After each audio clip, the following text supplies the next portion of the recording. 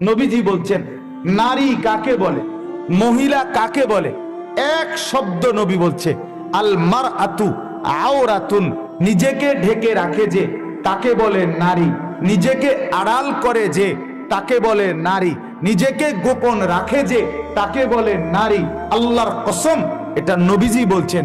এই জন্য যেই নারী বেপর্দা বেহায়া নিজের শরীর আটসাট কাপড় পোশাক পরে রাস্তার পর পুরুষ বখাটে দুশ্চরিত্র মানুষকে দেখায়, ওইটা কোনো বেডি না, ওইটা কোনো বেডি না, ওইটা কোনো নারী না, ওইটা কোনো মহিলা না, এটা প্লাস্টিক বা রাবার অন্য কিছু হইতে পারে।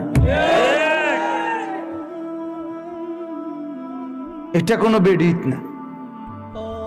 নবীজি বলছেন ওইটা কোনো মহিলা না। বেপর্দা কোনো মহিলারে বলে না, বেপর্দা কোনো নারী হয় না, এটা অন্য কিছু। এটা জন্তু জানোয়ার অন্য কিছু হইতে পারে, এটা বাঘ ভাল্লুক হনুমান অন্য কিছু হইতে পারে। নাউজুবিল্লাহ।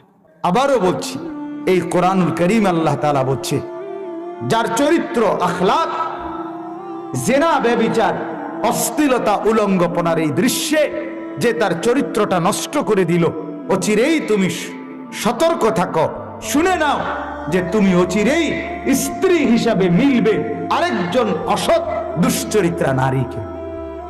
এটা আল্লাহর কোরআন, এটা আল্লাহর কোরআন। তখন বুঝবে জিন্দেগি দুনিয়াটাই জাহান্নামের টুকরা হয়ে যাবে।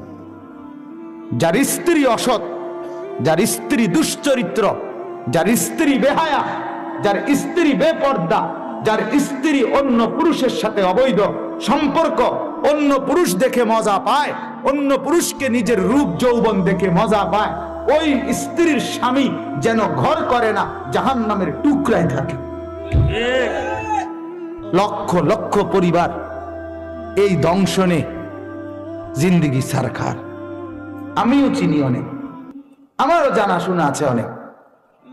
নিজে আমারও বলছে, হুজুর 4 বছর ধরে ওর সাথে আমি একই বিল্ডিং এ, একই ছাদের নিচে, একই ঘরে আলাদা আলাদা থাকি, দুনিয়ার কেউ জানে না। বাইরে একসাথে যাই, গাড়িতে একসাথে যাই, অফিসে একসাথে যাই, কিন্তু 4 বছর ধরে আমরা আলাদা থাকি। অর্থাৎ এই দুঃখ, এর চাইতে কষ্ট যন্ত্রণা আর কি হইতে পারে বল? বাইরের হাসি ফরমালিন, বাইরের হাসি কি ফরমালিন, ফরমালিন। অসংখ্য মানুষের বাহিরের হাসি ফরমালিন, ভেতরে দুঃখের সাগর ঢেউ খেলতেছে। অতএব দয়া করে গুনাহ ছেড়ে দেন, আল্লাহ পাককে প্রমাণ করে দেন, মাওলা আমি তোমার শাকের বান্দা, আমি তোমার কৃতজ্ঞ বান্দা, আমি তোমার সেজদাওয়ালা বান্দা, তোমার গোলামির মধ্যেই আমার সুখ, তোমার বন্দিগির মধ্যেই আমার সুখ। নিজের দুনিয়াও সুন্দর হবে, আখিরাতও সুন্দর হবে, আখলাক সুন্দর হবে। ভাইয়া, যার আখলাক নাই তার কিছু নাই। মাদকাসক্ত যেই যুবক, তার মাদকাসক্ত যেই মানুষ, তার ন্যূনতম কোনো মূল্যবোধ, ন্যূনতম কোনো মর্যাদা মানুষের চোখে নাই।